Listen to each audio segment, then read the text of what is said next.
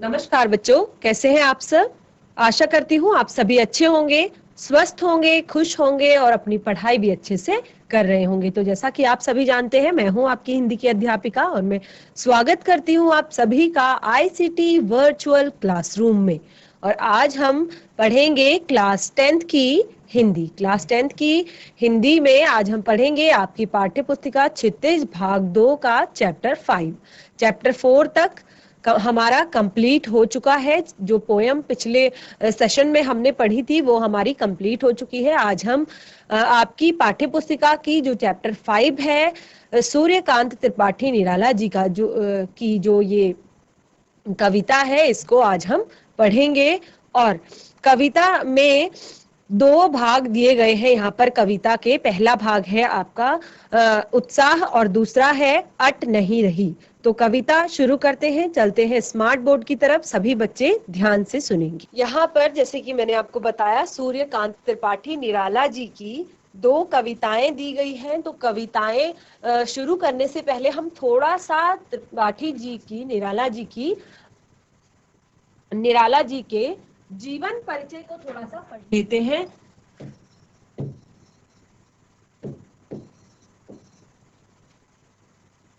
निराला जी के जीवन परिचय को थोड़ा सा पढ़ लेते हैं। ये आपकी पाठ्य पुस्तिका में भी आपका जो जीवन परिचय है वो दिया गया है। तो सूर्यकांत त्रिपाठी निराला जी का जो जन्म है वो बंगाल के महिषादल में सन 1899 में हुआ था और मूलतः गढ़ाकोला जिला जो है उन्नाव, उत्तर प्रदेश के ये निवासी हैं। और निराला की औपचारिक शिक्षा 9वीं तक, क्लास 9th तक जो है महिषा दल में ही हुई। उन्होंने स्वाध्याय से ही यानी कि स्वयं से ही संस्कृत, बंगला, अंग्रेजी का ज्ञान अर्जित किया।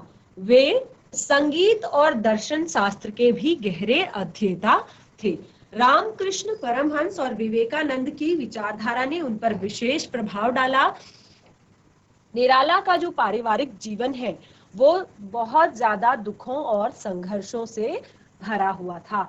आत्मीय जनों अर्थात जो उनके परिवार के लोग थे, उनके असामयिक निधन अर्थात समय से पहले निधन होने के कारण, मृत्यु होने के कारण उन्हें भीतर तक तोड़ दिया था।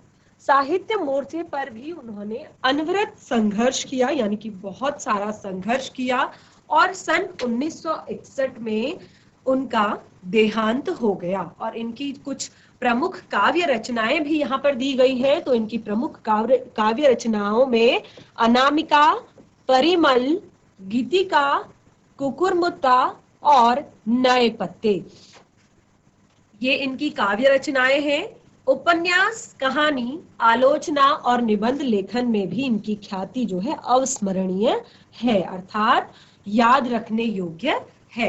निराला रचनावली के 8 खंडों में उनका संपूर्ण साहित्य प्रकाशित है। तो जो निराला सूर्यकांत त्रिपाठी निराला जी हैं, इनका जो संपूर्ण साहित्य है, जितनी भी इन्होंने उपन्यास रचनाएं की है, कहानी रचना की है और आलोचना या निबंध जितने भी लिखे हुए हैं और प्रमुख जो काव्य रचनाएं हैं, ये इनके 8 खंडों में निराला रचनावली के अंतर्गत रखी गई है ये सारी चीजें। तो शुरू करते हैं आज की जो कविता है। आज की जो कविता है बच्चों, ये बादलों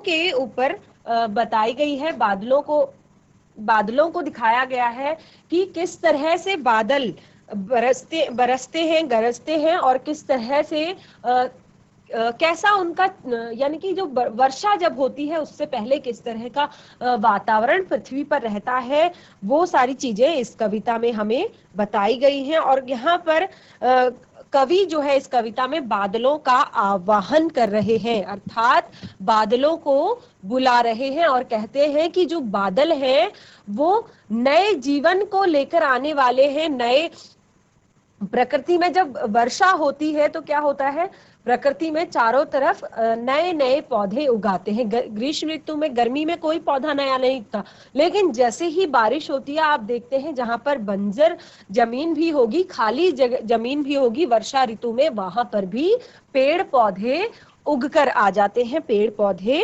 उग जाते हैं। तो अब यहाँ पर जैसे कि मैंने आपको बताया, कवि निराला जी जो है वो बादलों को संबोधित करते हुए, बादलों को बताते हुए उनका आह्वान कर रहे हैं, उनको बुला रहे हैं। तो किस तरह से बुला रहे हैं? बादल गरजो घेर घेर घोर गगन धराधर ओ। तो यहाँ पर बादलों को बुला रहे हैं, कह रहे हैं बादल गरजो घेर घेर घोर गगन धराधर ओ। तो बादलों से कहते हैं, हे बादल तुम गर्जना करते हुए आओ, गरजो अर्थात गर्जना करते हुए आओ, और उमड़ घुमड़ कर ऊंची आवाज करते हुए, अर्थात घेर घेर घोर गगन, पूरे आसमान को घेर लो। पूरे इस घोर अर्थात बहुत बड़ा जो ये गगन है, बहुत बड़ा जो ये आसमान है, इसको घेरते हुए आओ। बिल्कुल जोर जोर से आवाजें करते हुए, जोर जोर से इसको घेरते हुए, उमड़ घुमड़ कर ऊंची आवाज करते हुए इस संपूर्ण आकाश को घेरते हुए छा जाओ। और क्या कहते हैं? धराधर ओ, अर्थात यहाँ पर जो बादल है, ये बादल का पर्यायवाची है धराधर। धराधर किसको कहते हैं? बादल को कहते हैं। तो धराधर ओ अर्थात हे बादल तुम उमड़ घुमड़ कर ऊंची आवाज करते हुए आकर इस आकाश को घेरते हुए चारों तरफ छा जाओ। तो क्या कहा गया है? ललित ललित काले घुंघराले। ललित ललित अर्थात प्यारे प्यारे, सुंदर सुंदर, काले और घुंघराले। तो जिस तरह आप यहाँ पर दो तस्वीरों में देख पा रहे हैं कि ललित ललित काले घुंघराले, तो ये यहाँ पर जो बादल आपको इस यहाँ पर दिखाई दे रहे हैं, वो किस प्रकार दिखाई दे रहे हैं? जैसे एक छोटे से बालक के सर पर बहुत प्यारे सुंदर से घुंघराले बाल लगे हुए हों। तो कवि कहते हैं ललित ललित काले घुंघराले, अर्थात प्यारे से सुंदर से घुंघराले बालों की तरह दिखने वाले तुम बादल, ऐसे बादल तुम उमड़ कर आओ, तुम सुंदर और सुंदर। ललित ललित दो बार प्रयोग किया गया है, यानी कि बहुत सुंदर और सुंदर। और तुम घुमावदार हो, अर्थात कर्ली हो। देखिए जिस तरह यहाँ पर बच्चे के बाल कर्ली हैं और कितने प्यारे लग रहे हैं, तो उसी तरह जब आसमान में बादल छाए रहते हैं, बादल आ जाते हैं बहुत ज्यादा संख्या में, तो वो भी इसी तरह हमें आसमान में दिखाई देते हैं, घुमावदार और गोल गोल। फिर क्या होता है? बाल कल्पना कैसे पाले, अर्थात बाल कल्पना का क्या अर्थ है? बाल कल्पना अर्थात जिस तरह बच्चों की विचित्र कल्पनाओं की परतवारों तथा पालों के समान लगते हो। तुम ऐसे लगते हो जैसे छोटे बच्चे बहुत सारी कल्पनाएं कर लेते हैं। छोटे बच्चों की जो बातें होती हैं वो कल्पनाओं से भरी हुई होती हैं। वो अपनी बातों में कुछ भी कर लेते हैं, कुछ भी कर सकते हैं। तो इसी तरह तुम उन्हीं छोटे बच्चों की जो कल्पनाएं हैं उनके जैसे लग रहे हो, अर्थात वो अपनी कल्पनाओं की जो पाले हैं, अर्थात पतवारे हैं, जो अपने बच्चे अपनी कल्पनाओं से नई नई चीजें बनाते हैं, नई नई बातें करते हैं। तो तुम उन्हीं पालों के समान प्रतीत हो रहे हो, उन्हीं पालों के समान लग रहे हो। विद्युत छवि उर्मे कवि नव जीवन वाले। तो क्या कहते हैं कवि बादलों को? कि विद्युत छवि उर्मे, अर्थात विद्युत छवि उर्मे अर्थात अपने मन में, अपने हृदय में तुम विद्युत के समान छवि लेकर घूमते हो। विद्युत के समान अर्थात बादलों में क्या होती है? जब बादल गरजते हैं, बिजली चमकती है, जोर से बिजली चमकती है। तो यहाँ पर कवि यही कह रहे हैं कि विद्युत छवि उर्मे अर्थात तुम्हारे हृदय में विद्युत की छवि है, अर्थात बिजली की जो क्रांति है वो वज्र के समान कठोर गर्जना तुम्हारे अंदर छिपी हुई है, तुम्हारे हृदय में छिपी हुई है। कवि नवजीवन वाले, अर्थात जब बिजली कड़कती है, आसमान में जब बादल छाते हैं, चारों तरफ वर्षा होती है, तो क्या होता है कि नव जीवन वाले, अर्थात तुम नया जीवन प्रदान करने वाले हो, नया जीवन लोगों को देने वाले हो, एक नया सुख लोगों को देने वाले हो। जब लोग भीषण ग्रीष्म ऋतु की भीषण गर्मी के बाद तड़प रहे होते हैं, बहुत ज्यादा गर्मी से व्याकुल होते हैं, तो उस समय बादल गरज कर बरस कर चारों तरफ हरियाली और सुकून का वातावरण फैला देते हैं। जो चारों तरफ गर्मी फैली हुई थी, चारों तरफ जो एक बहुत गर्म माहौल जो था, उसमें थोड़ा सा ठंडक आ जाती है और हरियाली ही हरियाली हमें चारों तरफ दिखाई देती है। तो नव जीवन वाले यहाँ पर इसलिए कहा है क्योंकि ये क्या होता है,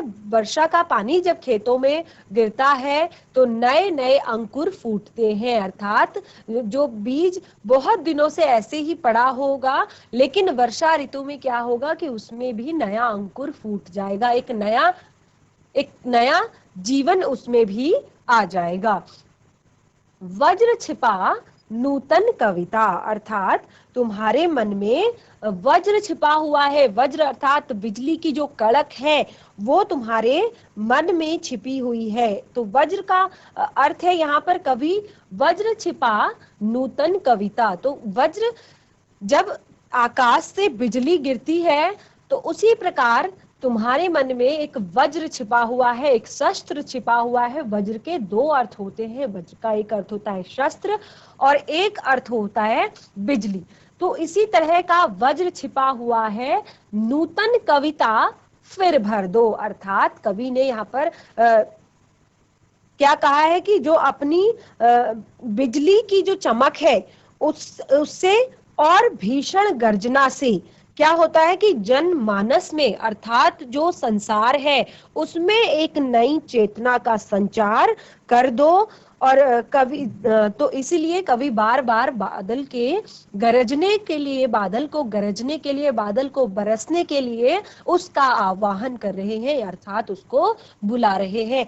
तो कवि इसी तरह कहते हैं कि मैं नूतन कविता, अर्थात फिर जब इस तरह का माहौल हो जाता है, इस तरह का वातावरण जब बन जाता है, तो फिर मेरे अंदर भी एक नई कविता को लिखने का जोश आ जाता है, एक नई कविता को बनाने का, एक नई कविता के शब्दों को रचने का एक नया जोश मेरे अंदर भी आ जाता है। तो इस तरह से कवि अपनी बात यहाँ पर कविता में कह रहे हैं।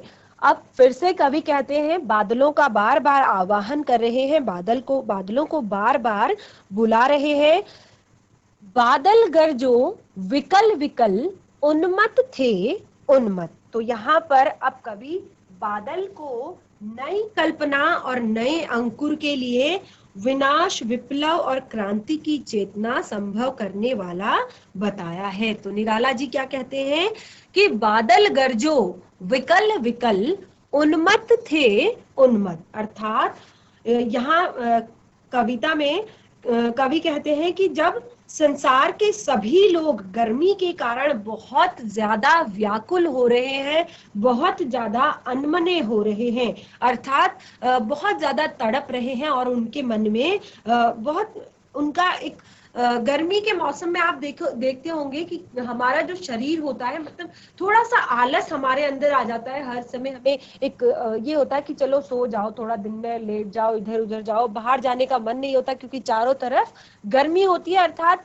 मनुष्य का जो एक मानसिक स्थिति भी कह सकते हैं कि हम बिल्कुल सुस्त हो जाते हैं थोड़ा सा जब गर्मी के दिन आते हैं, लेकिन और मन जो है व्याकुल हो जाता है, बहुत लंबे दिन होते हैं, हर चीज बोरिंग हमें लगने लगती है और अनमना सा, यानी कि कहीं पे भी अच्छे से मन नहीं लगता है, कहीं किसी चीज में हम अपने मन को नहीं लगा सकते हैं क्योंकि बाहर जाएंगे बहुत ज्यादा गर्मी है और घर में कितनी देर आदमी व्यक्ति अच्छे से खुशी खुशी रह पाएगा। तो संसार में जब कवि कहते हैं कि जब गर्मी के कारण लोग जो है, व्यक्ति जो है संसार के, वो व्याकुल और अनमने हो रहे हैं, तब संसार के संपूर्ण मानव समुदाय में बदलाव और बदलाव के परिणाम स्वरूप व्याकुलता और अनमनी परिस्थितियों का जो वातावरण ये बना हुआ है, इसमें यहाँ पर कवि कहते हैं कि हे बादल, तुम विकल विकल उन्मत्त थे, उन्मत्त विश्व के निदाघ के सकल जन आए अज्ञात दिशा से अनंत के घन, तप्त धरा जल से फिर शीतल कर दो, बादल गरजो। तो जब इस तरह का वातावरण पूरे समाज में, पूरी धरती पर बना हुआ है, तो साहित्य, कवि कहते हैं कि साहित्य के द्वारा ही समाज में नई चेतना का भाव, नई चेतना का भरोसा आना बना हुआ है। तो कवि कहते हैं कि विश्व के निगाध के सकल जन, अर्थात जो विश्व के जो लोग हैं, उनमें उनके लिए साहित्य के द्वारा ही एक चेतना जगाई जा सकती है। तो हे बादल, तुम कभी न समाप्त होने वाले जो तुम बादल हो, तुम्हारा अनजान दिशा से आगमन हुआ है, आए अज्ञात दिशा से अनंत के घर, अर्थात तुम अनंत के घन, अर्थात अज्ञात दिशा से कोई नहीं बता सकता कि बादल कौन सी दिशा से आए हुए हैं। जब आप देखते हो वर्षा ऋतु में, जब आकाश में बहुत ज्यादा घने बादल छा जाते हैं, तो क्या होता है, आपने देखा होगा, बादल इधर उधर उड़ते रहते हैं। तो हम पता नहीं लगा सकते कि बादल कौन सी दिशा में बना हुआ है और कौन सी दिशा से आया हुआ है। और अनंत के घन, अर्थात तुम्हारा अनजान दिशा से आगमन हुआ है और तुम कभी न समाप्त होने वाले बादल हो। अनंत के घन अर्थात कभी न समाप्त होने वाले घन। बादल का एक और पर्यायवाची होता है घन। तो तुम अज्ञात दिशा से आए हुए हो और तुम्हारा अंत कभी नहीं होने वाला है। तो क्या कहते हैं, तप्त धरा, अर्थात ये जो धरती है ये गर्मी से तप रही है, गर्मी से झुलस रही है, तो जल से फिर शीतल कर दो। तो कहते हैं कि तुम अपना जल बरसाकर इसको फिर से शीतल कर दो। तो यहाँ पर जो कवि है, इन बादलों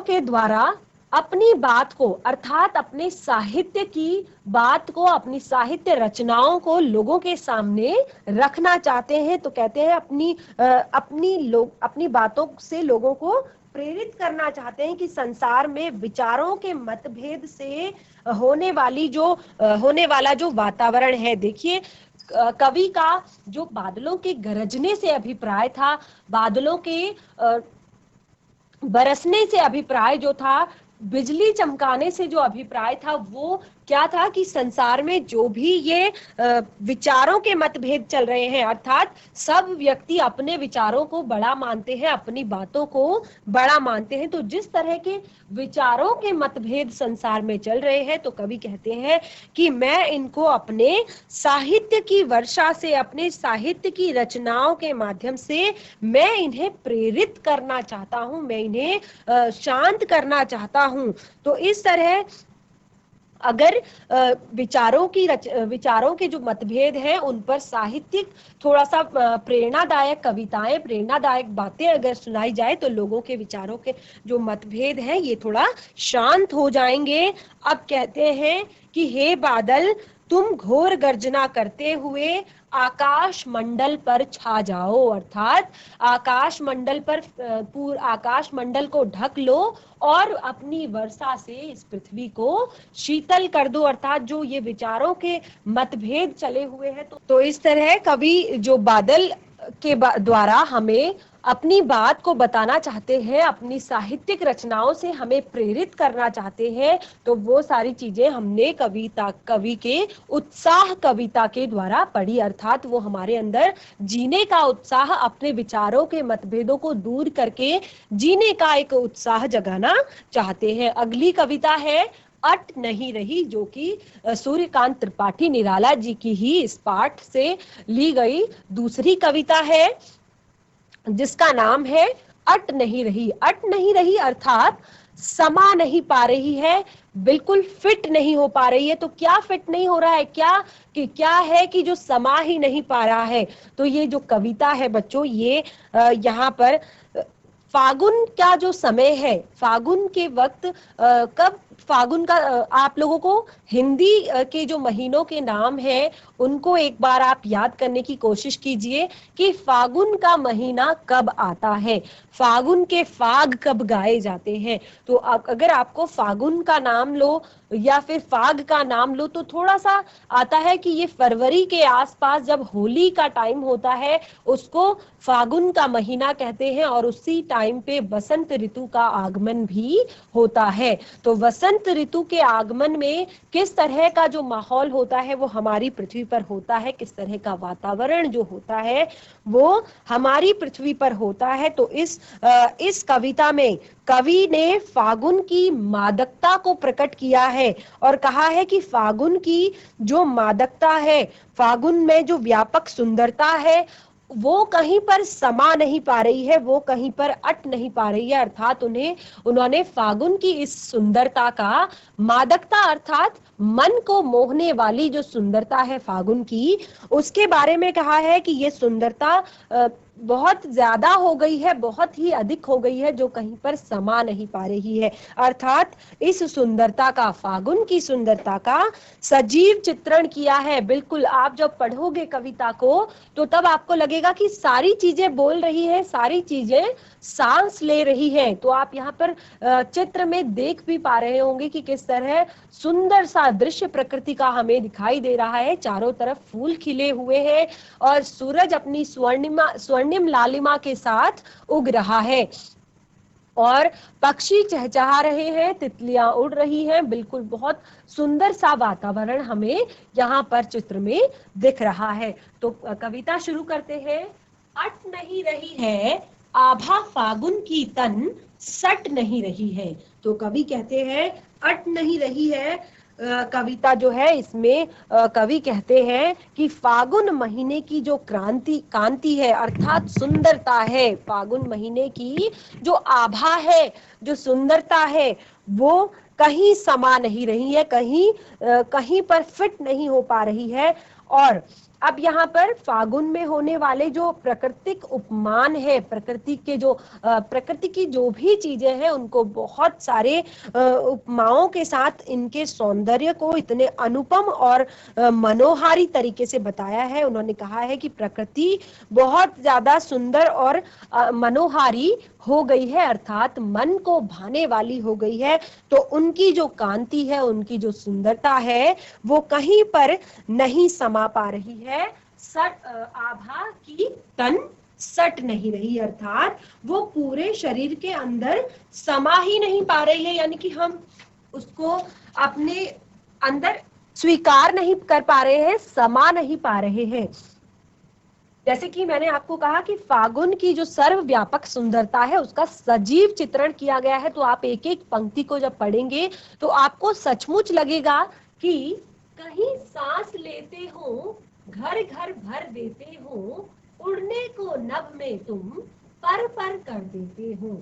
अर्थात कवि कहते हैं कि जो सर्वस्त्र सुंदर एवं हृदय ग्राही नजारे जो बिखरे हुए हैं ये एक साथ मन में नहीं बसाए जा सकते। तो कवि कहते हैं कि सावन को संबोधित करते हुए कह रहे हैं,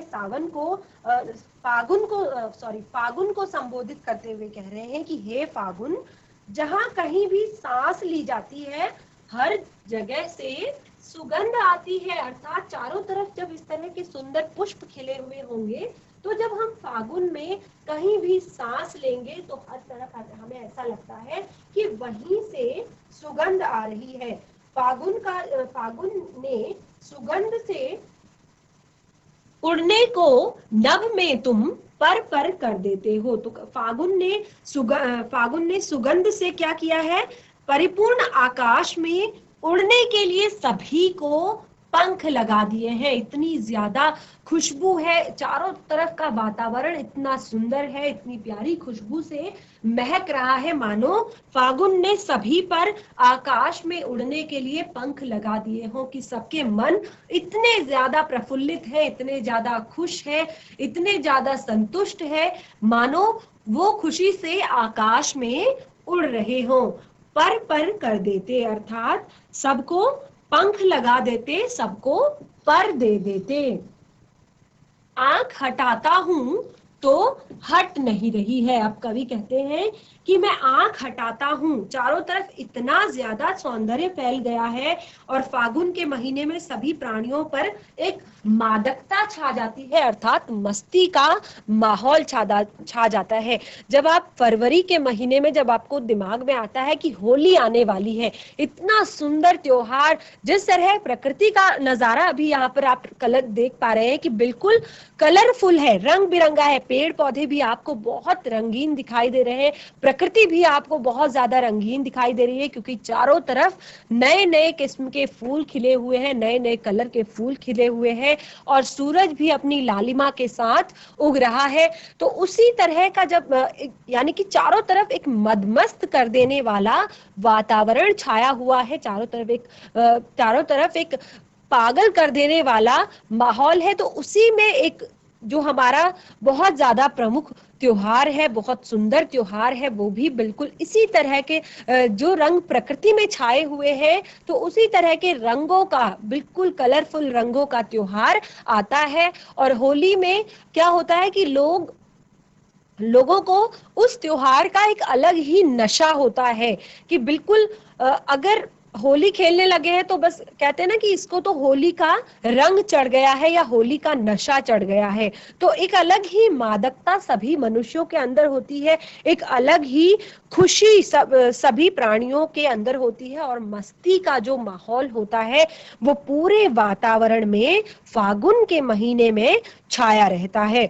और क्या होता है कि जब इस तरह का माहौल होता है तो सभी लोग स्वयं को हल्का महसूस करते हैं। देखिए, क्योंकि और समय पे क्या होता है कि हमें इस जॉब की टेंशन है, हमें घर की टेंशन है, हमें इधर की टेंशन है, हमें उधर की टेंशन है, लेकिन जब एक होली का त्योहार आया है और अगर किसी के प्रति किसी के मन में थोड़ा सा भी कोई बैर या कोई भावना दुख की अगर उत्पन्न हो भी गई है, तो होली का त्योहार ऐसा होता है जो सभी के मन के मैल को धुलकर उसमें प्रेम के रंगों को भर देता है। अर्थात कितना भी बड़ा अगर दुश्मन हो, अगर होली का माहौल है तो थोड़ा सा कलर हम एक दूसरे के फेस पे लगा दें तो एक जो बहुत टाइम से एक अविश्वास की धूल जो जमी रहती है, एक दूसरे से घृणा की धूल जो थोड़ा सा जमी रहती है, वो